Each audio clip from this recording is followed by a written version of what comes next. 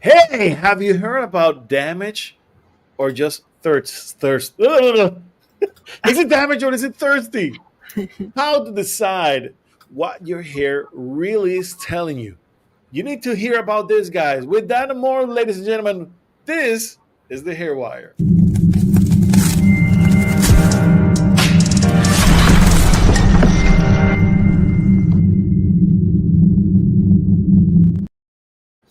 Welcome, guys. Welcome to another episode of the Hair Wire. I'm your host, Sergio Cardona, alongside with Carrie Jared. Carrie, how you doing? I'm doing great, thank you. How are you doing? I'm tired. You've had a busy weekend. I don't know how you do it. I was complaining Lord, I'm give me tired, strength because that's the only way I can say right now. It's been crazy, guys. It's been crazy. This weekend, we were hosted here in Puerto Rico the first Italian Academy Hair Microscopy certification in Spanish. We had an amazing group, an amazing place, and it was so awesome. Can't tell you enough, guys. Can't tell you enough. We just had a great time. I haven't been dancing in a while. So I've been doing some of that. So no, it's been crazy. It's been crazy. It's been an amazing ride, amazing experience, and also, I want to thank the guys of the Italian Academy of Hair Microscopy, Dr. Martina Candido, Dr. Gianluigi Antonidi, Dr. Andrea Vanni. Um, all of them have been really, really amazing, and we have such a chemistry. Um, cannot describe you enough. Next time you have to be here. Next time you have to be here in Puerto Rico when we have the next course. And of course, we're going to have plenty of the Italian Academy of Hair Microscopy as they're doing um, their classes and their courses all across the world. Right now, they have a group in Brazil.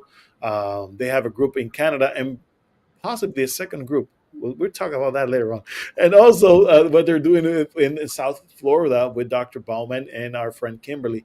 And they're expanding. They're expanding and they're moving along. And the idea is to bring in some of the knowledge that has been going around in Italy for so long, knowledge that the rest of the world needs to cut up and to get our clients to the next level and get their hair right, basically. So I'm going to leave you with that, guys, because today we have a juicy show. Today we're talking about damage or just thirsty. And you have seen your hair, how all of a sudden you see your hair change. It was fine today, and a couple of days afterwards something happened. What's up with that? Now, Carrie, she introduced me to this subject because of something very particular that was happening in Canada. Now, Carrie, I want you to talk to our folks what it is that you saw and why we're talking about this today. yeah. Well, first off, I work behind the chair as well, and so I'm in the salon. I get a lot of clients on a regular basis, and lately the hair texture has been changing, and I have a lot of people coming in. My hair's dry, it's broken, cut it off. I need to start from scratch, and this is going on. And I'm like, no, something else is going on, because this is unusual for like everybody in the salon's hair to be looking all dry, broken, brittle. So is it actually dry, broken, brittle? Like, if it was one client here, one off, but when you have the whole salon coming in and pretty much every customer is saying they're having texture issues, no. And so that's why I really wanted to talk about this, because I do get that often in my chair where a client will come in and think that they're struggling with broken hair or damaged hair or chemically damaged. But in fact, it could be a matter of hard water. It could be a matter of environmental change, a trip, going from humidity to dry or dry to humidity.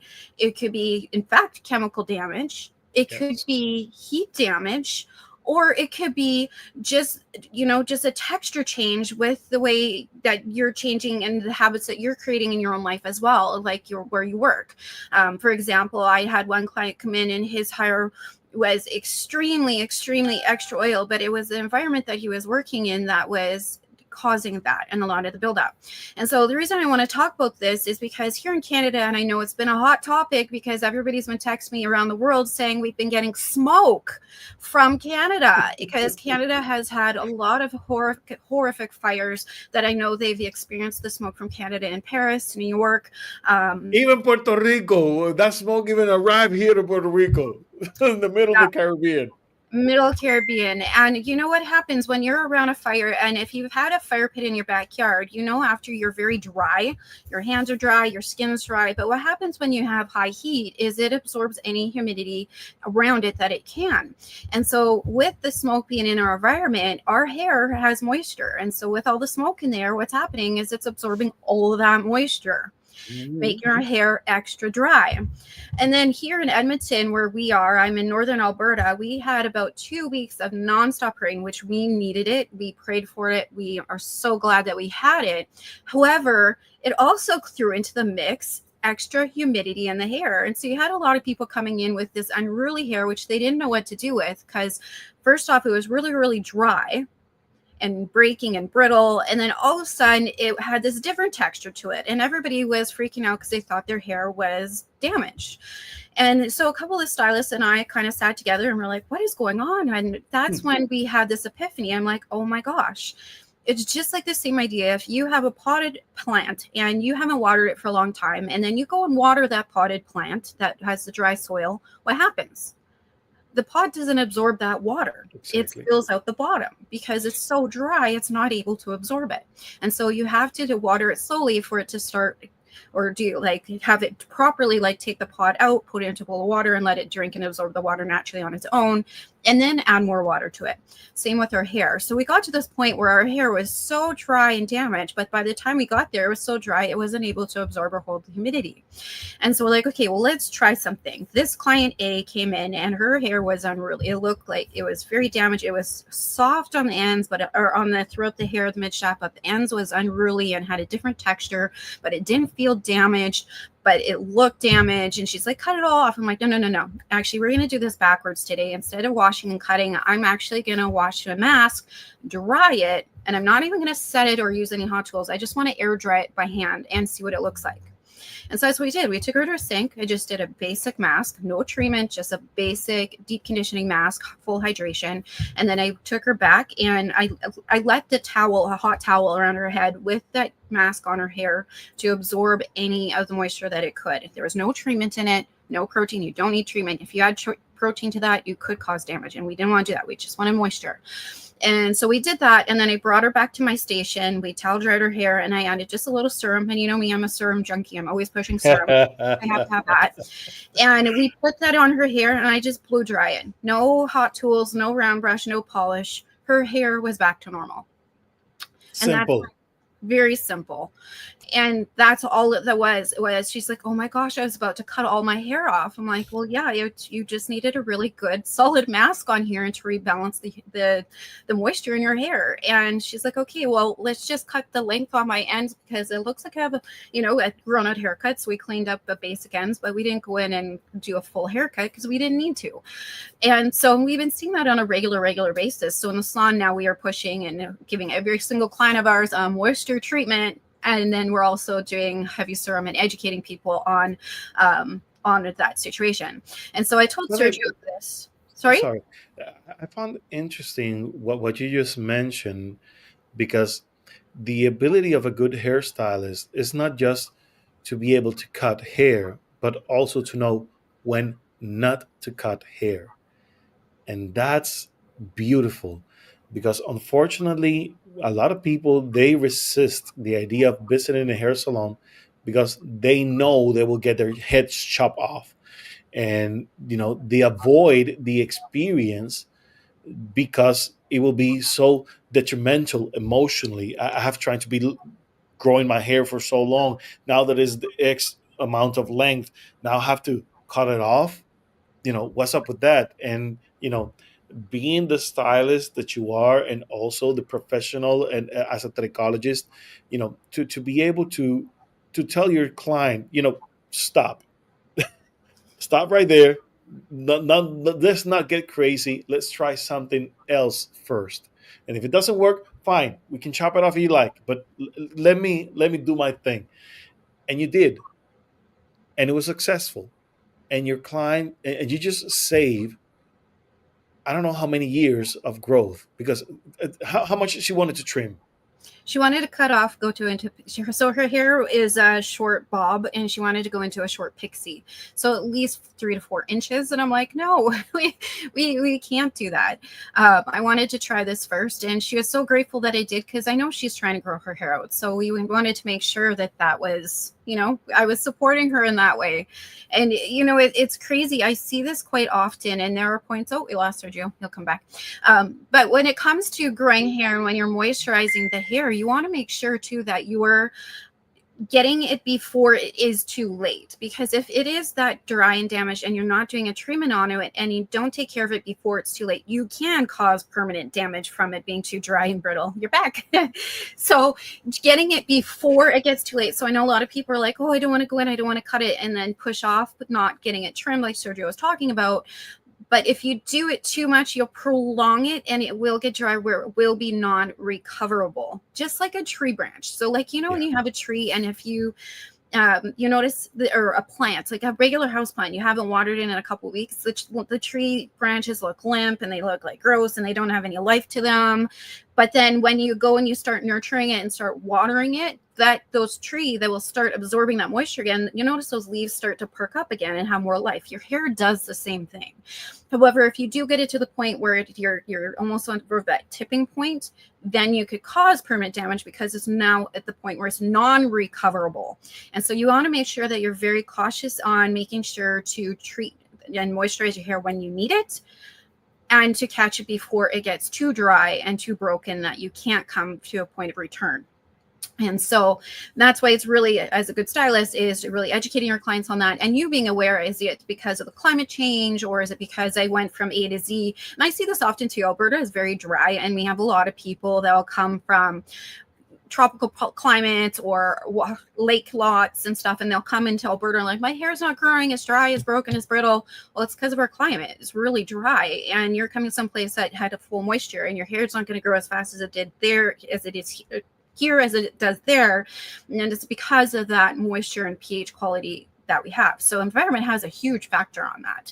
Oh yeah. And I see that quite often. And then a lot of people do the same regimen or same treatment that they were doing in that high humid environment that they once were, to an environment that needs extra moisturizing and extra treatment, and it's not working because the environment plays a factor on that. Yes. So And also, another thing that plays a major, it's basically what we have become accustomed to, our habits, the way we wash our hair, the way we treat our hair. During this weekend, I was oh, we lost him again. He's having trouble. Yeah, I even find that too. Even when I travel, I have naturally wavy hair, and I have to use a different routine there. Like if I use my heavy moisturizing treatment when I do go to someplace tropical, my curl is very limp, and it looks like I have no life in it. It's because it's got too much humidity and too much moisture in it. So I have to go and make sure when I do go travel to a tropical climate, I am using a regular everyday shampoo and conditioner, because I don't need that extra moisture. And then that's when my hair, my curl goes back to the way it is. So it's, really understanding how environment does play an effect on that. Sorry, Sergio, you jump in. I know you kept jumping off there. I don't know what's happening, but maybe my signal is all screwed up. What I was trying to go to, it's about our habits, particularly our washing habits. People have a lot of confusion on how to properly wash their hair and how to properly use their products. Mm-hmm. And for instance, you do not wash your hair doing like this. You wash your hair moving your scalp, and you have to really get that shampoo onto your scalp. And another thing is, a lot of people are using shampoo the wrong way on their hair. Mm-hmm. Actually, you have to consider, even water is just good enough to wash the hair. I'm not saying the scalp, please, please. But even water is just strong enough to remove any buildup on your hair. You have to I'm gonna remember. jump in. I'm gonna intervene on that one though too. Yes, the water for sure, as long as it's good quality water. Where we Yes. are, I'm in the prairies, and so in the prairies of Canada, we do have a lot of well water, and so we do have to be extra cautious because we do have high mineral water in our hair. Yes. Like you'll go, Edmonton's only 20 minutes from my house, and it's funny, like where I wash versus in Edmonton, you could tell the difference in the water. The water is very hard. Or if I go to Winnipeg to go visit family and I use one of the showers there, the water's really soft and the shampoo takes forever to get out of my hair when I'm in Winnipeg because the water is so soft. So you do have to consider those minerals. So there are times Yes. like if I am going to place, and because I am a long hair expert, I like to know what environment I am. I will look up the water. Like I'm that diligent. But I will look up, and sometimes I will bring in a clarifying shampoo or a shampoo. And I don't like to shampoo root to end, especially with long hair. I only shampoo my scalp, and the water and the suds from the shampoo is enough to clarify my hair. That's However, where I was going. Yes, because yeah, you don't need to actually do a clarifying shampoo every day. That's another no, mistake, because no. people, they realize, oh, I need to clarify my hair. I need to get to detox my hair. So they start using this type of shampoos every day. Ladies, guys, you do not need to do this every day. Please. That's how you get your hair more damage. And you need to avoid damage from harsh chemicals, from harsh shampoos. I mean, we need those. We need those strong shampoos every now and then. If you have seborrheic dermatitis, if you have psoriasis, if you have a scalp condition, of course you will need a strong shampoo. But those type of shampoos, you will use it only on your scalp. And for your hair, you use something more gentle on your everyday shampoo. But what I was trying to get, if the water condition is, perfect, is regular, what I want to try to go is that the pH level on the water, because it's alkaline in comparison to the pH level on the hair, is strong enough that it can basically remove anything from the hair. Now, of course, when you have a situation like, for instance, hard water, well, of course, you would need a little kick. You need something extra to remove those mineral buildups on your hair. But the whole idea is that you have to learn how to properly wash your hair. And what I was mentioning about, when you wash it, trying not to touch, because a lot of people, a lot of folks, they're experiencing hair loss, or they believe that they're experiencing hair loss, and they don't want to touch it. They're being so careful that actually, when they finally had a good wash on the hair, they see so much hair in their hands, they'll be like, oh my God, I'm losing my hair. No, that's the hair that you have built. That's the hair that was built up on your scalp, the hair that was not properly removed. It stayed there for so long because you wash it so poorly, that when you properly wash your hair, you see so much of it. And when you start washing regularly, you feel like, oh, this is it. It's as simple as that. Now, again, on behavior, there are plenty of things. For instance, a lot of people, they like to use protein treatments. This is something that you were mentioning, Carrie. Yeah, And it's okay to use protein treatments. I mean, if you have heat damage, I mean, you're using your blow dryer constantly, your flat iron constantly, are you having hair colors with certain frequency, are you doing straightening treatments? But naturally, you will need to basically recuperate some of the keratin that has been lost, to make the hair fiber more competent. So yes, you need to do that. But do I need to use it every day? Heck no. Heck no. no, And the other thing is, if you're doing proteins, you also need to do moisture. You cannot go without moisture. That's one of the things, I love about the subject that you brought, Carrie, because you were able to basically, you just did a good cleanse on that hair to remove the smoke, to remove all of those particles. Now that the cuticle is all cleaned up, now you use moisture, and those cuticle scales, they go down so gently, and the hair looks beautiful. Beautiful. And that's one of the things, when you're using, for instance, protein treatments, you need to go with a mask afterwards, because you really want to moisturize that hair. And once you do, then you want to do your moisturizers, and at the end you use your oils, because it's your film that's covering, that is protecting your hair. I don't know how people can go and start using oils, and on top of that they want to use a cream, and on top of that they want to, there's There's an order on how you apply products, because if you do oil before you do your creams, let me tell you, those creams are not going to do nothing. Simple as that. Or if you're oiling your hair before you wash it, that's perfect. But if you oil it, you need to remove that oil. Yeah. So you need to use your shampoos. You need to remove it properly, and then you recondition your hair, and then you apply your moisturizer, and then you apply your oils to your hair. There's order in the things that we do. So making sure that our hygiene routines are up to par and are done properly is very important for the hair, for the health of our hair. And unfortunately, a lot of people has a lot of great issues with their hair just because of a poor maintenance, poor hygiene. It's Yeah. something I want to bring it up. Yeah. 100%. Now, we mentioned that there's plenty of damages out there. And of course, we were talking about, for instance, environmental damages. Now, one of the type of damages that you see plenty, and particularly during summer, everybody wants to go blonde on summer. What's up with that, Carrie? I don't know. Everybody likes to go blonde in the summer. Just get it look sun kissed and stuff. So yeah, when you're doing that, you want to make sure that you're very cautious on have someone who knows what they're doing, because so common too, we have people who will go dark in the winter and light in the summer, dark in the winter, light in the summer, and then they wonder why Yep. their hair is brittle and dry, and then you have the environmental factor on top of that. And yeah, I have one client all the time, does blonde highlights all the time, and she's convinced every time we do all over once a year, it's going to make her hair healthier. I'm like, no, it's not, because you're going to go light again, and you have to remove that again. So either stay or go. Don't do back and forth. But it's yeah. Don't be a taco. Yes, exactly. I don't want to get political. Sorry. uh, yeah, No, it was good fun.